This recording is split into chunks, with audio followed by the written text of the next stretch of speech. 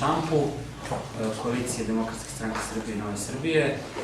Kao što je najavljeno, sa mnom će danas na konferenciji govoriti gospodin Borko Ilić, potpredsednik Demokratske stranke Srbije. Mi ćemo u uvodu imati određene teme koje ćemo obraditi. Naravno, vi posle sa pitanjima nastupate, pa kao što je običaj, odgovaramo na vaše pitanje. Prvi deo uvoda, naravno, odnosi se na energetski sporazum sa Rusijom. Demokratska stranka Srbije i Nova Srbija očekuje da će vlada u četvrtak usvojiti ovaj sporazum, energetski sporazum sa Ruskom federacijom. Mi smo najavili da će predsednik vlade, gospodin Koštunica, staviti na dnevni red energetski sporazum. Smatramo da je od najveće važnosti za našu državu usvajanje energetskog sporazuma. Ovaj energetski sporazum znači jednu energetsku stabilnost i u nekom narednom periodu sigurno jedan od najvećih kapitalnih projekata, najveće investicija koje će sigurno doći u našu zemlju.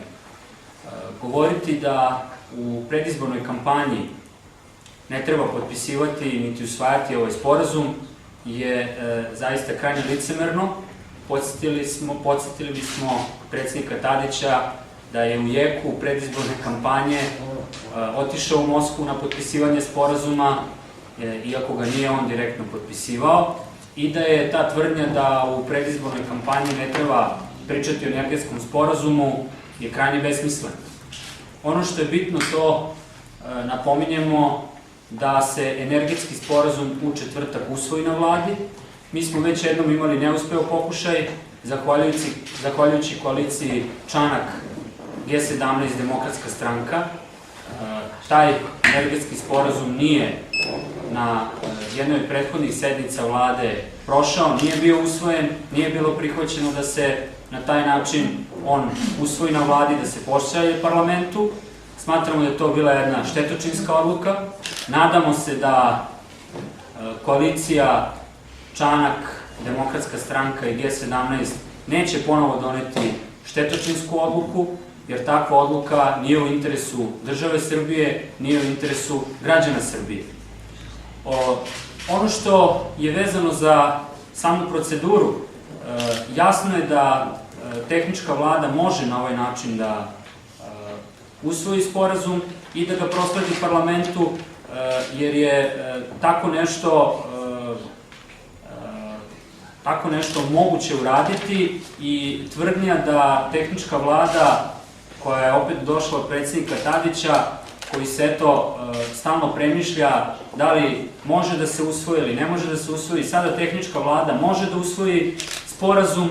Mi smo naravno tvrdili da tehnička vlada može da usvoji sporazum bez ikakvih problema. Iz koalicije Čanak, Demokratske stranke, G17 su dolazile tvrdnje da tehnička vlada nema pun kapacitet. Sada predsednik Tadić tvrdi da tehnička vlada to može da uradi, ali tek posle 11. maja. I to je zaista krajnje neozbiljno, jer posle 11. maja biće nova vlada, nadamo se da će biti vrlo brzo informirana posle izbora, i onda će nova vlada takav sporazum i usvojiti.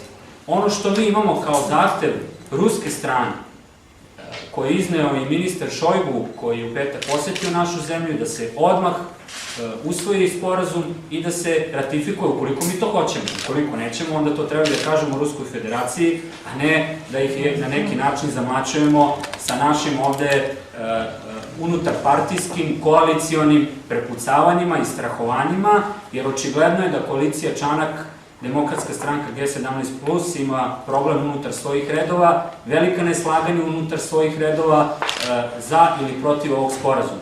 I oni to moraju jasno da kažu građanima, i mi očekujemo da u četvrtak Čanak i Mlađan Dinkić neće ponovo narediti ministrima iz Demokratske stranke da glasaju protiv. To bi zaista bilo izuzetno loše za Srbiju, za interese Srbije, za našu energetsku stabilnost i uopšte naš ekonomski prosperitet.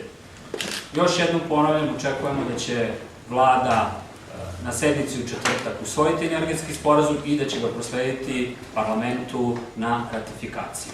Ja sam toliko imao što se tiče ove teme. Gospodin Ilić, izvolite. Hvala, Andreja.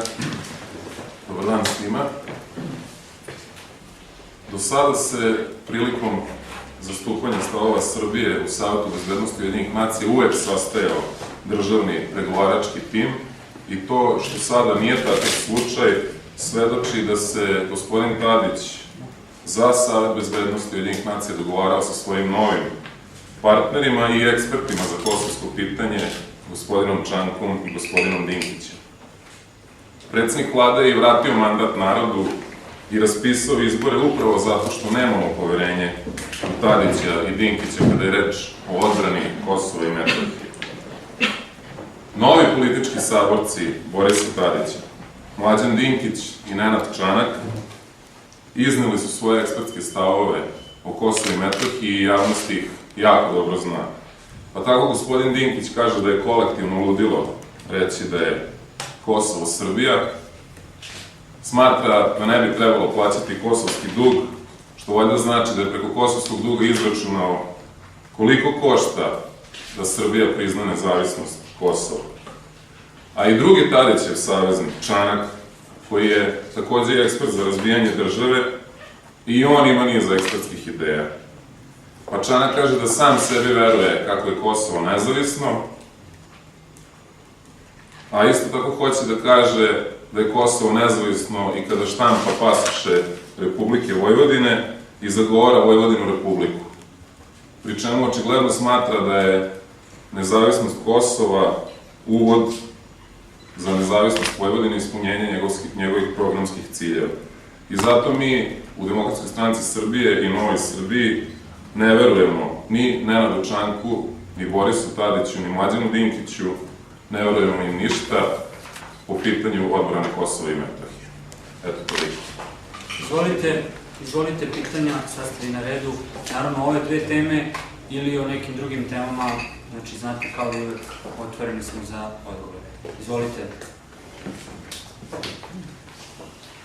Evo, ja imam nekoliko pitanja. Izvolite. Pa dobro, nekoliko, dajte da... Ajde, energetski sporazum. Da li ruska strana insistira, mislim, zbog čega se sad žuri toliko sa tim sporazumom, budući da je predsednik Srbije rekao da se dogovorio sa ministrom Šojgom da to bude posle, da se ratifikuje posle 11. maja.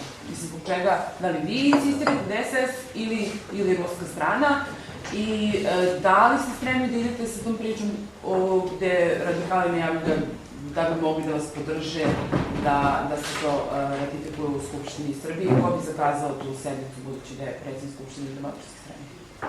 Vidite, ovaj sporazum je potpisan u januaru mesecu u Moskvi.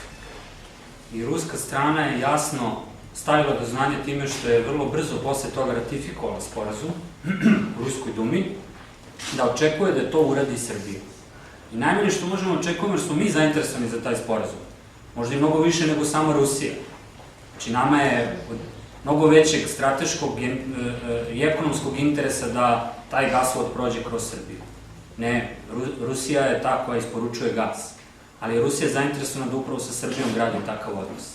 I krajnje je neozbiljno da mi sad ruskoj strani na neki način dajemo rokove i da odlažemo takvu vrstu potpisivanje sporazuma kada to možemo da uradimo. Znači, tehnička vlada može da usvoji sporazum i da ga prosledi parlamentu. Ako može tehnička vlada, ja sam to rekao, posle 11. maja, po rečima predsednika Tadića, zašto to ne može da uradi u četvrtak? Naravno da može, ali je problem što njegovi koalicioni partneri nisu za to.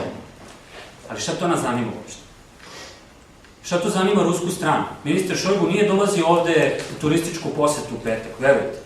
Znači, to je vrlo ozbiljna poseta i moramo tako da je shvatimo, potpisan je protokol, u tom protokolu jasno stoji da do 11. maja pre toga jednostavno sporazum treba da se ratifikuje, da bi jednostavno projekat počeo da se realizuje.